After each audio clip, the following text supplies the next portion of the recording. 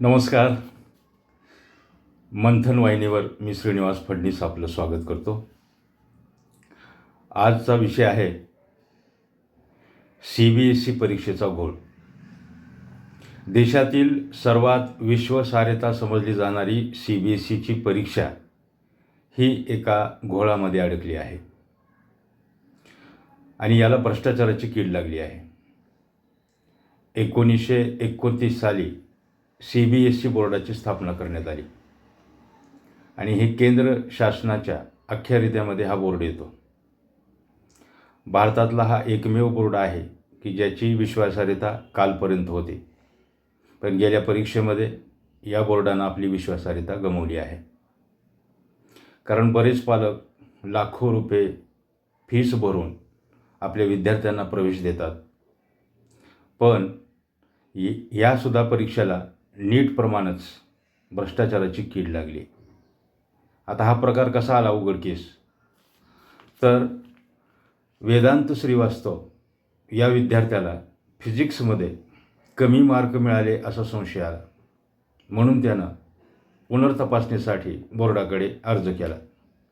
आणि बोर्डाची पद्धत अशी होती की त्यांनी लिहिलेला जो मूळ पेपर स्कॅन करून त्याला उत्तरपत्रिका तपासणीसाठी देण्यात आली. ज्यावेळेस त्यानं ते पाहिलं त्यावेळेस त्याच्या असं लक्षात आलं की मी लिहिलेली जी उत्तरपत्रिका आहे त्याच्यामध्ये अक्षराचा घोळ आहे, अक्षर वेगळे आहे आणि बऱ्याच ठिकाणी त्याला काही नोंदी संशयास्पद वाटल्या. आणि त्यामुळे त्या विद्यार्थ्यानं, वेदांत श्रीवास्तव या विद्यार्थ्यानं ही प्रश्नपत्रिका, ही उत्तरपत्रिका नेटवर टाकली किंवा सोशल मीडियामध्ये टाकली. आणि प्रकार काय झाला की सगळीकडे याची चर्चा झाली आणि हे CBSE बोर्डाच्या लक्षात आलं.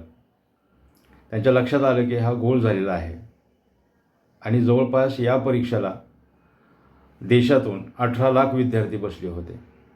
मग कुणाचे गुण कमी येणं, कुणाचे गुण वाढवून देणं हा प्रकार या परीक्षेमध्ये निदर्शनास आला. त्यामुळं CBSEनं 2 अधिकाऱ्यांना तडकाफडकी निलंबित केलं. याच्यामध्ये पालकांमध्ये, विद्यार्थ्यांमध्ये संतापाची प्रचंड लाट पसरलेली आहे.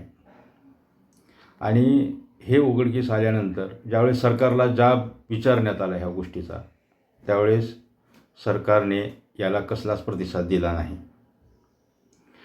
पण जवळपास हे 18 लाख विद्यार्थी 1ली ते 12वीपर्यंत मेहनत घेतात. 12 वर्षांची ही मेहनत आहे आणि या 12 वर्षाच्या मेहनतीला जर खरंच अभ्यास करणारा विद्यार्थी जर मागे पडत असेल तर हे सिस्टमचं पूर्णपणे दुर्दैव आहे, हे चुकीचं आहे.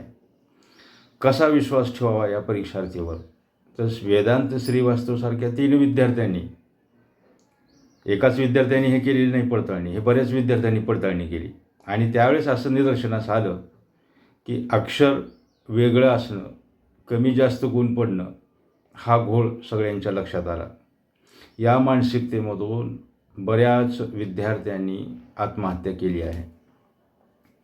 म्हणजे ज्या विद्यार्थ्याचं जीवन हे त्याच्या अभ्यासावर, त्याच्या मेहनतीवर अवलंबून असतं आणि जी परीक्षा घेणारा बोर्ड असेल, तो बोर्ड जर अशा प्रकारचं चुकीची पडताळणी करत असेल किंवा याच्यामध्ये भ्रष्टाचाराची कीड लागत असेल तर विद्यार्थ्यांनी न्याय कुणाकडे मागावा? पुढचं भविष्य विद्यार्थ्यांचं काय असेल? आपण पाहत आहे की नीट परीक्षेमध्ये सुद्धा हाच घोळ झाला, पेपर फुटीचं प्रकरण झालं. प्रचंड विद्यार्थ्यांची मानसिकता बदलली आणि ठीक आहे की याच्यातून सुद्धा काही विद्यार्थ्यांनी आत्महत्या केली. मग देशामध्ये येणारा हा नवीन युवक वर्ग, की आपण म्हणतो की भारत हा कृषीप्रधान देश आहे, युवकांचा देश आहे. भारतामध्ये शेतकरी जिवंत राहिला आणि युवक सक्षम राहिला, निर्व्यसनी राहिला तर या देशाचं भवितव्य आहे. पण ज्यावेळेस या परीक्षेला सामोरं जात असताना जर विद्यार्थ्यांचं मानसिक खच्चीकरण होत असेल तर तो विद्यार्थी उभा कसा टाकणार? म्हणून CBSE सारखा बोर्ड, जो देशातला नंबर 1 बोर्ड आहे की ज्याच्यावर विश्वासार्हता पालकांची आणि विद्यार्थ्यांची आहे, अशा बोर्डाला सुद्धा यावर्षी वेगळं वळण लागणं हे खरंच या सिस्टमचं पूर्णपणे दुर्दैव आहे. शिक्षण मंत्र्यांनी राजीनामा द्यावा का नाही हा भाग वेगळा आहे, पण ही सिस्टम सुधारली पाहिजे, पारदर्शकता आली पाहिजे. आपण इतक्या शतकाच्या पुढे जात आहोत तरी शेवटी ही भ्रष्टाचार, ही कीड, ही मानसिकता हे खरंच देशाला कुठंतरी नेऊन पोहोचणार आहे. हे दुर्दैव आहे पूर्णपणे.